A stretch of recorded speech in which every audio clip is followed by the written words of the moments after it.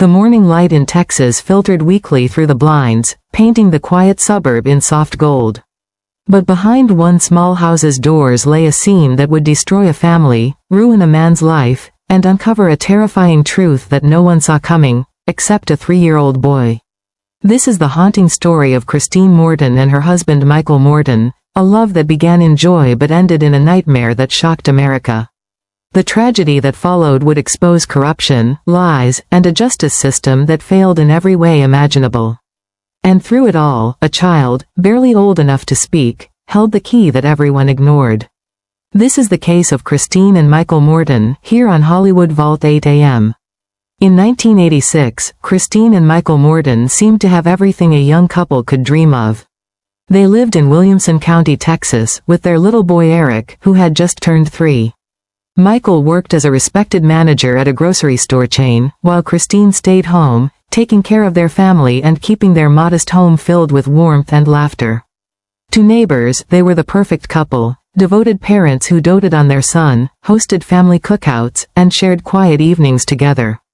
But on the morning of August 13, 1986, that picture-perfect life shattered forever. Michael had gone to work early that day, leaving before sunrise as he usually did. Around 10 a.m., he received a call that would haunt him for decades. Christine was dead, beaten to death in their bedroom. The news didn't make sense. Their neighborhood was safe, there had been no sign of forced entry, and no one heard anything unusual. When police arrived, they found a horrifying scene. Christine lay on the bed, brutally bludgeoned, her face barely recognizable. A blood-soaked bandana was missing from the house, but otherwise, nothing was stolen. Her wedding ring still glimmered on her hand. The murder looked deeply personal. Almost immediately, suspicion turned to Michael. Detectives from the Williamson County Sheriff's Office, led by Sheriff Jim Boutwell and prosecutor Ken Anderson, began building a case, not on evidence, but on assumption. They said Michael had killed his wife in a fit of rage after she refused to sleep with him on his birthday the night before. The narrative was neat, clean, and utterly false. Within days, the devoted husband who had just buried his wife found himself handcuffed, accused of her murder. But the truth was far more complicated, and far more tragic. While police ignored key evidence, a small voice kept trying to speak up. Michael's 3-year-old son, Eric, had seen something that morning.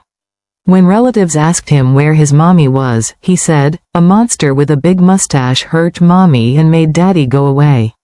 Eric had watched an intruder, not his father, attack his mother. But the police dismissed his words as childish imagination.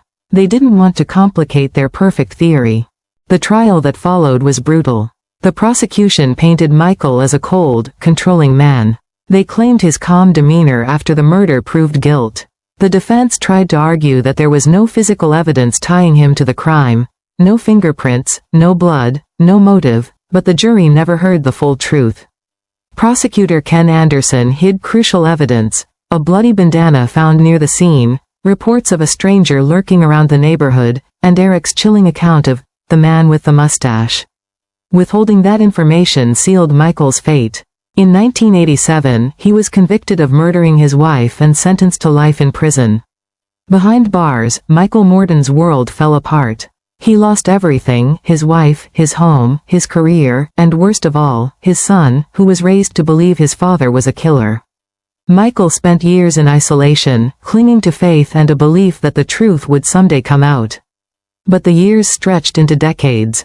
25 birthdays passed behind bars. His parents died. Friends moved on. Still, he maintained his innocence, writing countless letters to lawyers, reporters, and innocence organizations, begging someone to re-examine the evidence. Then, nearly 20 years later, the Innocence Project, a nonprofit dedicated to overturning wrongful convictions, took notice of his case. Led by Barry Scheck and Nina Morrison, they discovered that the Williamson County DA's office had fought to prevent DNA testing on that one crucial piece of evidence, the bloody bandana found near the crime scene. Why? Because it could prove Michael was innocent. Finally, in 2011, after years of legal battles, the court ordered the bandana to be tested. The results were explosive. The DNA did not match Michael Morton.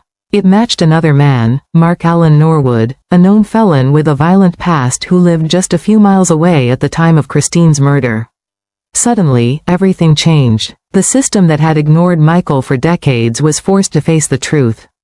In 2011, after spending 25 years in prison, Michael Morton was officially exonerated. He walked out of jail a free man, weeping as the sun hit his face for the first time in decades. But his freedom came at an unbearable cost. Christine was gone. Eric had grown up believing his father was a murderer. And the real killer, Mark Norwood, had gone on to murder another woman, Deborah Baker, in 1988, just 2 years after Christine's death.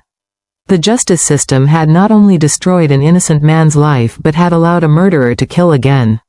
The aftermath of Michael Morton's exoneration was seismic. For the first time in Texas history, a sitting judge and former prosecutor, Ken Anderson, was held criminally accountable for hiding evidence. He was found guilty of contempt of court and served jail time, though only for a few days. To many, that was nowhere near enough for the decades of damage he caused.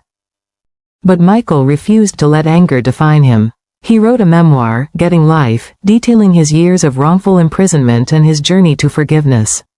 He even testified before the Texas legislature, helping pass the Michael Morton Act in 2013, a law that requires prosecutors to share all evidence with defense attorneys.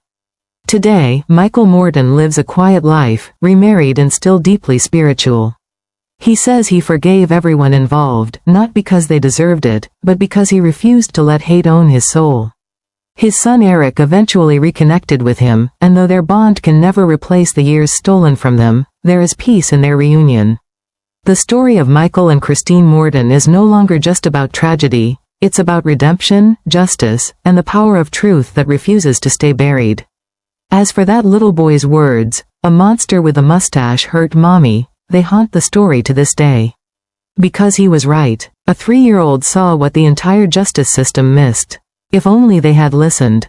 This was the case of Christine and Michael Morton, a heartbreaking reminder that sometimes, the smallest voice tells the biggest truth. You're watching Hollywood Vault 8 AM, where every story reveals the hidden side of fame, justice, and the human heart.